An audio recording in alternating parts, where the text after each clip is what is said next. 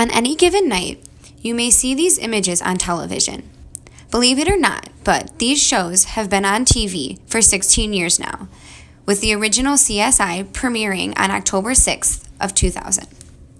These shows give viewers a taste of what it might be like to be a forensic scientist by giving us a fly-on-the-wall view of day-to-day operations inside their labs.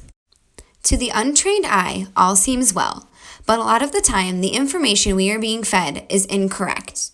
All of these shows have together given us what we now know as the CSI Effect. According to Nolo.com, the CSI Effect is defined as a phenomenon reported by prosecutors who claim that television shows based on scientific crime solving have made actual jurors reluctant to vote to convict when, as it is typically true, forensic evidence is neither necessary nor available. What this shows us is that jurors are expecting information to be shown that may not always be available to us. Take this quote from a juror overheard by the Honorable Donald E. Shelton. They didn't even dust the lawn for fingerprints. Now let that sink in.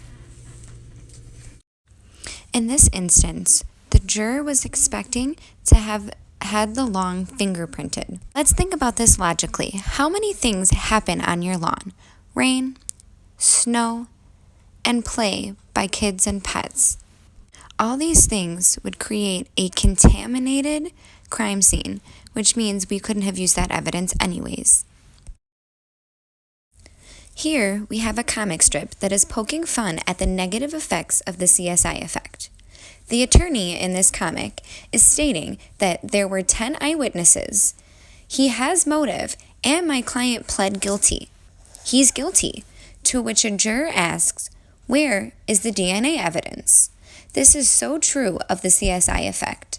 Every day, people think that because they watch these shows, that they know all, and they know that if there is no DNA evidence, that that person could quite possibly not be the actual culprit. Now, let's take a look at some of the misconceptions of the CSI Effect.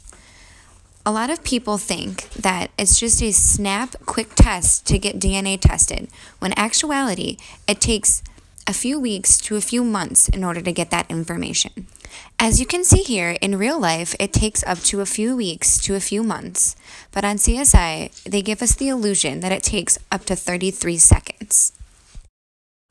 Next, we will take a look at how often do forensic experts find usable evidence at a crime scene. In real life, only about 5 to 10% of evidence have biological evidence that could be subjected to testing, whereas in the CSI shows, they show us that nearly 100% of all evidence found at crime scenes do in fact come up with evidence that can be tested. Now, the next set of statistics I want to look at is how often are forensic tests conclusive.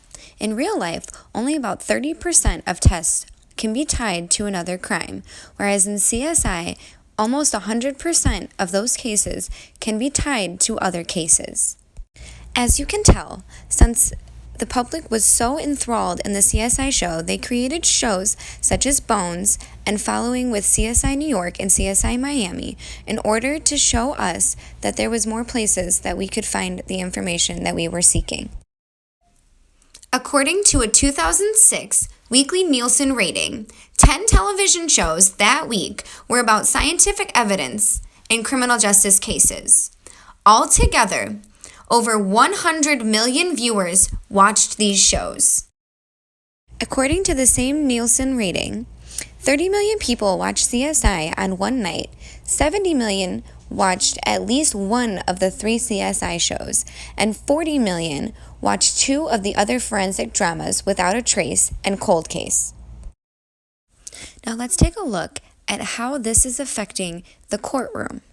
So, If the prosecutor was strong, that would negatively affect the jurors who would acquit in cases in which they would have convicted had CSI never existed. In the second slot, we have a weak prosecutor, which negatively affects the prosecutor, who have to compensate for weak or absence of forensic evidence. How this negatively affects the defendant is jurors are now expecting greater credibility to forensic expert witnesses. How this negatively affects the producer is the jurors are now know more science than ever before.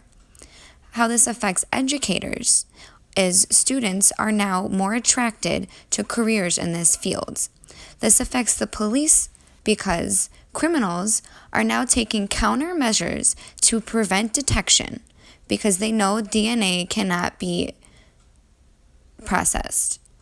It affects the tech people by the jurors because jurors are now expecting better evidence because they know of developments in science.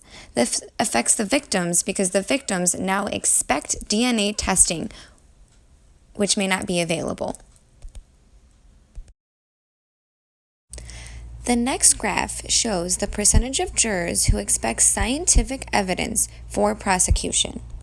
This graph shows us that people were expecting scientific evidence of some kind, fingerprint evidence, ballistic evidence, which comes from guns, and DNA evidence. They were expecting this evidence in every case, in cases of murder, in cases of assault, cases of rape, breaking and entering, theft, and crimes involving a gun. Next time you get called to jury duty, ask yourself, how many times a week do I watch crime shows? And how is this affecting me as a juror?